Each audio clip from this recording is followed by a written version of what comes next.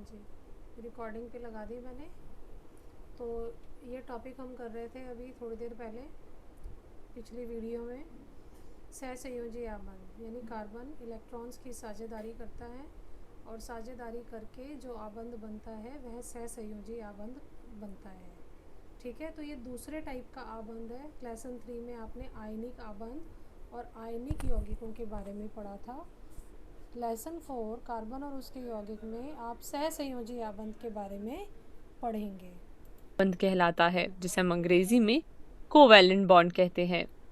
Carbon ही नहीं बल्कि अनेक अन्य तत्व भी इस तरह इलेक्ट्रॉन की साझेदारी करके अणुओं का निर्माण करते हैं। ज़रूरी नहीं है कार्बन ही करे, कार्बन के अलावा और भी बहुत से तत्व ऐसे हैं जो सहसंयोजी आबंध के द्वारा यौगिक बनाते हैं।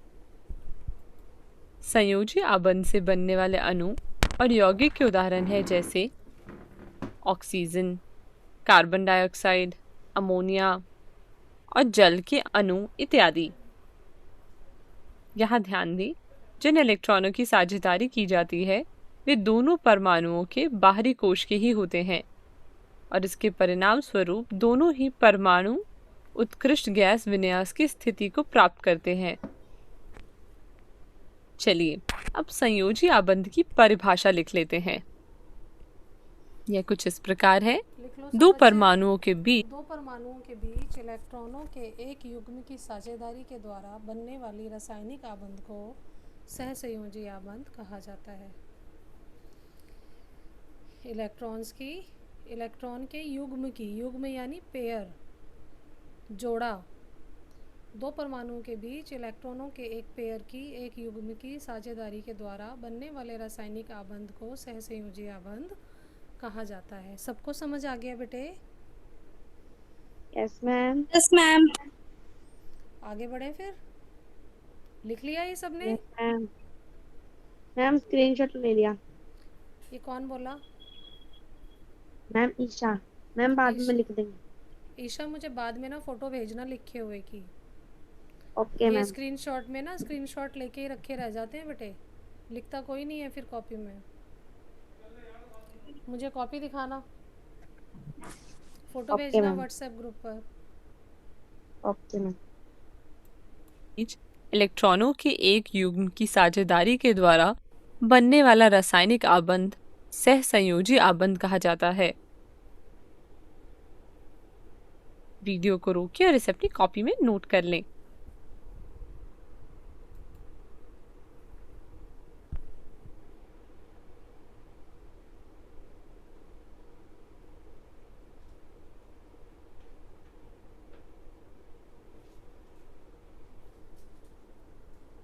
पिछले वीडियो में हमने पढ़ा था कि संयोजी आबंध क्या होता है। चलिए संयोजी आबंध के उदाहरण से समझने से पहले हम ये देखते हैं कि ये कितने प्रकार के होते हैं। आमतौर पर सहसंयोजी आबंध 3 प्रकार के होते हैं। मैम आवाज नहीं पहला आ है रही एक वीडियो की। सहसंयोजी आबंध। किसको नहीं आ आ रही? रही है किसको नहीं आ रही आवाज? मैम, हमारे में तो आ रही है। हाँ, तो हमारे में भी आ रही है। जिसको नहीं आ रही आवाज उसके यहाँ नेटवर्क का इशू होगा बेटे। किसने बोला था नहीं आ रही?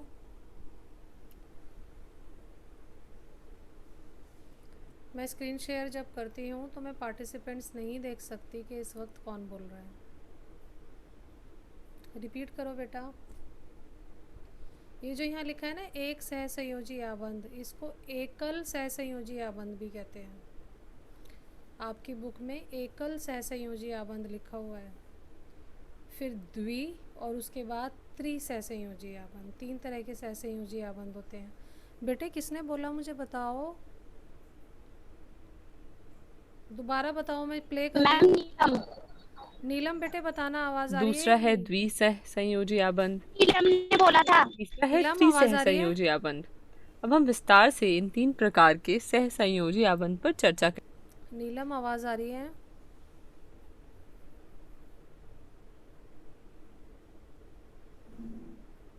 नीलम? मैम मुझे सुनाई नहीं दे रहा। नीलम ने शायद मीटिंग छोड़ी है, देखो ज़रा एक बार। नीलम है क्या? मैम है नीलम। है तो सही, फिर बोलती क्यों नहीं है? मैम आपकी आवाज नहीं जा रही होगी। हाँ, उसके यहाँ नेटवर्क इशू है शायद। चलो हम आगे बढ़ते हैं। करेंगे। चलिए एक सहसंयोजी आबंध से शुरू करते हैं। एक सहसंयोजी आबंध दो समान या भिन्न परमाणुओं के बीच एक एक इलेक्ट्रॉनों की साझेदारी से बनता है। जहाँ केवल एक इलेक्ट्रॉन की साझेदारी होगी वहाँ बनेगा एकला बंध। जहाँ एक ही साथ दो इलेक्ट्रॉन की साझेदारी होगी, दो इलेक्ट्रॉन का मतलब है दो जोड़े, और एक इलेक्ट्रॉन का मतलब है एक एक इलेक्ट्रॉन का मतलब है हाइड्रोजन का, इस हाइड्रोजन का एक और इस हाइड्रोजन का एक। तो यानी एक पेयर, एक युग्म, एक जोड़ा। समझ आ गई बात? जहाँ केवल एक पेयर ऑफ इलेक्ट्रॉन की साझेदारी होगी वहाँ बनेगा एकला बंध। जहाँ पर दो पेयर शेयर होंगे वो होगी द्विसहसंयोजी आबंध। और जहाँ पर तीन पेयर एक साथ शेयर होंगे वो कहलाएगा त्रिसहसंयोजी आबंध। सबको क्लियर है? Yes ma'am, yes ma'am. देख लो अब कैसे बनेगा। इस प्रकार का सामान्य उदाहरण हाइड्रोजन अणु का है। जैसे कि आप पहले भी आपने अध्ययन किया है कि हाइड्रोजन की परमाणु संख्या 1 होती है, अतः इसके के कोश में एक इलेक्ट्रॉन होता है और के कोश को भरने के लिए इसको एक और इलेक्ट्रॉन की आवश्यकता होती है। इसलिए अब हाइड्रोजन के दो परमाणु एक एक इलेक्ट्रॉनों की साझेदारी करके हाइड्रोजन का एक अणु बनाते हैं और इसके परिणाम स्वरूप हाइड्रोजन का प्रत्येक परमाणु अपने निकट वाले उत्कृष्ट गैस यानी कि हीलियम के इलेक्ट्रॉनिक विन्यास को प्राप्त करता है, जिसके के कोश में भी दो ही इलेक्ट्रॉन होते हैं। ठीक है, ये जो हीलियम है ये भी निष्क्रिय गैसों का, उत्कृष्ट गैसों का एग्जाम्पल है। तो यहाँ हाइड्रोजन ने, इस वाले हाइड्रोजन ने अपने एक इलेक्ट्रॉन को साझेदारी करी, इस वाले ने एक, टोटल हो गया एक पेयर। तो ये जो एक पेयर शेयर हो रहा है ये इसलिए शेयर हो रहा है ताकि ये हाइड्रोजन, दोनों हाइड्रोजन हीलियम का, जो कि एक उत्कृष्ट गैस है, का इलेक्ट्रॉनिक कन्फिगरेशन प्राप्त कर सके। ठीक है, इलेक्ट्रॉनिक विन्यास हीलियम का प्राप्त कर सके। Yes ma'am. ठीक है, अब इस हाइड्रोजन के भी ये दो इलेक्ट्रॉन हैं और इस वाले हाइड्रोजन के भी ये दो इलेक्ट्रॉन हैं। तो दोनों के पास साझेदारी करके दो दो इलेक्ट्रॉन हो गए। क्लियर है? Yes ma'am. Yes ma'am. Yes ma'am. Yes ma'am. ध्यान दें, संयोजन इलेक्ट्रॉन यानी कि वैलेंस इलेक्ट्रॉन को हम बिंदुओं से या कभी कभी क्रॉस से भी दर्शा सकते हैं, हम दोनों तरह पर से ज्यादातर हम इन्हें बिंदु से ही दर्शाते हैं। ठीक है, अब आप सोच रहे होंगे कि हाइड्रोजन एक परमाणु में ही क्यों नहीं रह सकता? क्यों दो परमाणु जुड़कर एक हाइड्रोजन अणु बन रहे हैं? ऐसा इसलिए है क्योंकि हाइड्रोजन परमाणु अत्यधिक सक्रिय है, मतलब हाईली रिएक्टिव है, और इसका इलेक्ट्रॉनिक विन्यास भी उत्कृष्ट गैस की तुलना में अस्थिर है। अस्थिर है तो इसे इसलिए स्थिरता हाइड्रोजन के दो अस्थिर परमाणु मिलकर एक स्थिर अणु बना रहे हैं। चाहिए। क्लियर है?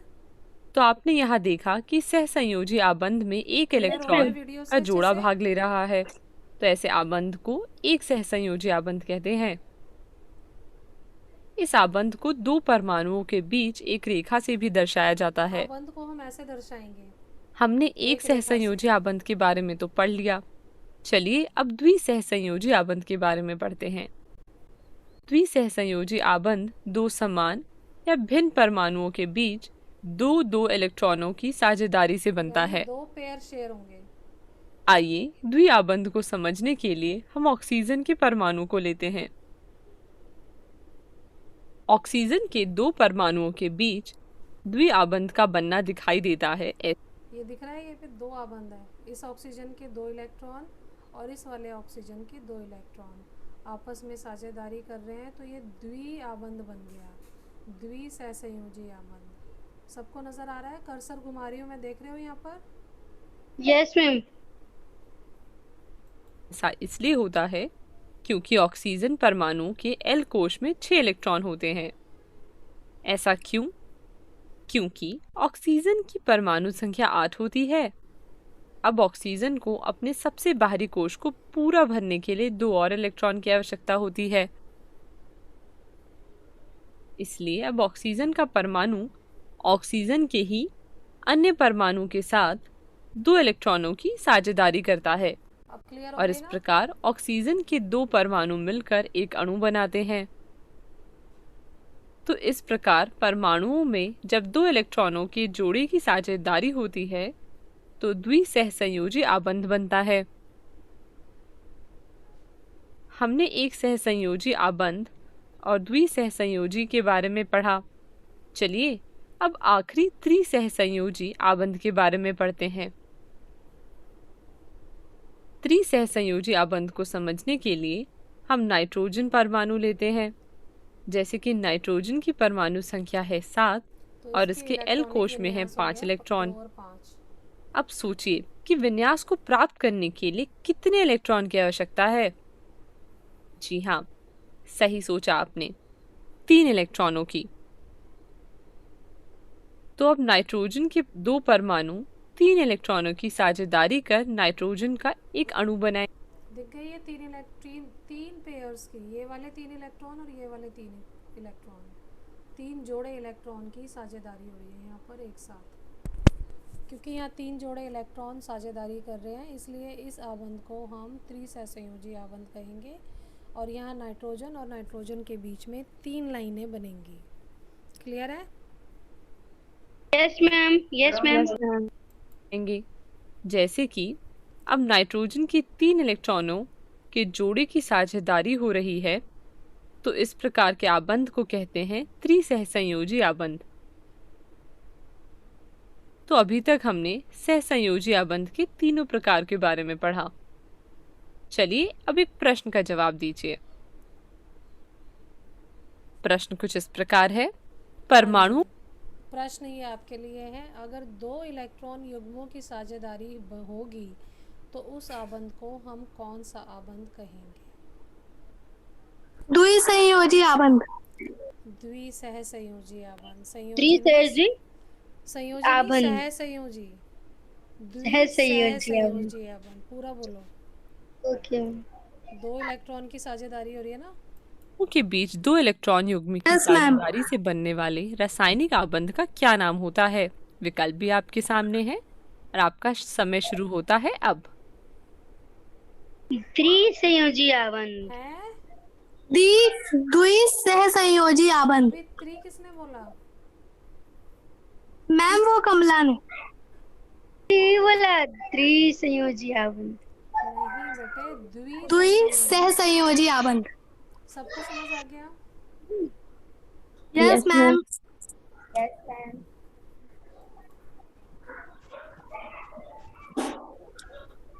कौन बच्चा अनम्यूट है? संजना, मनीषा, तभी इतना शोर आ रहा है बीच में।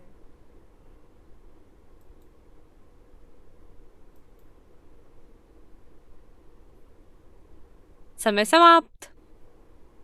इसका सही जवाब है बी, द्विसंयोजी आबंध। धन्यवाद। हाँ जी, धन्यवाद। आज की क्लास हम यहीं रोकेंगे और अगली क्लास में आने के लिए आप लोगों को अपना जो है आज का टॉपिक जो कराया गया इसको अच्छे से रिवाइज करना है। मैं कोई भी क्वेश्चन पूछूंगी आपसे, बिल्कुल ऐसे ब्लैंक मत हो जाना जैसे आयनिक आबंध के बारे में मैंने पूछा तो कोई जवाब नहीं मिला। अच्छे से प्रिपरेशन करके आनी है बेटे आपको, और प्रिपरेशन रिवीजन करनी है, जो कराया गया है उसको रिवाइज करना है। समझ आ रही है मेरी बात? Yes ma'am. पढ़ाई जब तक नहीं करोगे, क्लास में कराया गया जब तक घर पे रिवाइज नहीं करोगे तब तक कोई फ़ायदा नहीं है बेटे। ऐसे पढ़ते रहने का तो जितने मर्जी लेसन कर लो, अगर आप रिवीजन नहीं कर रहे हो उनकी तो घर पे भी पढ़ाई किया करो। ठीक है बेटे? तो अब हम कल फिर मिलेंगे 4 बजे। कल आपकी साइंस की क्लास जो है वो ज्योति मैम लेंगी।